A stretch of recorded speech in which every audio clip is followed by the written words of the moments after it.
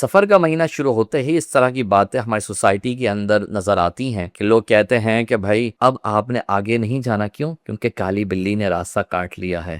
گھر سے اب باہر نہیں جانا، کیوں؟ کیونکہ پیچھے سے کسی نے آواز دے لی ہے۔ تو مختلف قسم کے توہمات ہماری سوسائٹی کے اندر پریویل کرنے لگ جاتے ہیں۔ کچھ کہتے ہیں کہ بھائی سفر کا مہینہ یہ مردوں پر بھاری ہوتا، ارے تیرا تیزی کا مہینہ آ رہا ہے، اور پھر جو آخری بدھ ہوگا نا، اس میں جو مرد ہیں وہ لازمی طور پر کوئی سفر کریں تاکہ سفر کی جو نحوست ہے وہ ان کو نہ پہنچے۔ پھر بعض لوگ یہ کہتے ہوئے نظر آتے ہیں کہ بھائی جو بھی آپ نے کام کرنا ہے وہ سفر کے بعد کرنا، سفر میں نہیں کرنا۔ سفر میں شادی نہیں کرنی ہے، سفر میں کوئی کاروبار نہیں کرنا ہے، کاروبار آپ نے بند رکھنا ہے۔ تو اس طرح کے مختلف توہمات ہماری سوسائٹی کے اندر پریویل کرتے ہیں۔ اب جاننا یہ چاہیے کہ بحیثیت مسلمان کیا یہ بات ہمارے لیے کہنا اور ماننا درست ہے یا نہیں۔ یاد رکھیے نبی پاک صلی اللہ علیہ وسلم نے زمانہ جاہلیت میں جو ایج آف اگنورنس تھی اس کے اندر بہت ہی کیٹیگوریکلی اور بہت ہی اسٹریٹ اوے یہ بات بیان کر دی تھی کہ جو ان کے ہاں توہم پرستی تھی، ان کے ہاں مختلف بدگمانیاں لینے کے طریقے تھے، آقا کریم علیہ الصلوۃ والسلام نے اسٹریٹ اوے ان کو منع کر دیا اور فرمایا کہ ایسا کچھ بھی نہیں۔ حتیٰ کہ بخاری و مسلم کی روایت ہے، حضرت سیدنا ابو ہریرہ رضی اللہ تعالی عنہ اس کو بیان کرتے ہیں، فرماتے ہیں لا عدوى ولا طیر ولا ہامہ ولا صفرہ او کما قال علیہ الصلوۃ والسلام، کہ حضور علیہ الصلوۃ والسلام نے بالکل واضح انداز میں فرما دی سفر میں کوئی منحوسیت نہیں ہے۔ تو اس لیے محترم احبہ، اس طرح کی باتیں کرنا اور اس طرح کے اعتقادات رکھنا یہ ضعف الایمانی ہے، یہ ایمان کی کمزوری ہے۔ اگر ایک چیز اللہ پاک نے آپ کی تقدیر میں لکھ دی ہے نا تو وہ چیز آپ کو پہنچ کے رہے گی، اور اگر ایک چیز نہیں لکھی تو کچھ بھی چیز سامنے ہو جائے، بڑا سے بڑا بعض دفعہ حادثہ کوئی رونما ہو جاتا ہے لیکن انسان بالکل صحیح و سالم رہتا ہے۔ کیوں؟ کیونکہ اس کی موت اللہ پاک نے وہاں نہیں لکھی تھی۔ اس کے مظاہرے آپ نے جا بجا دیکھے ہوں گے۔ اس لیے محترم احبہ،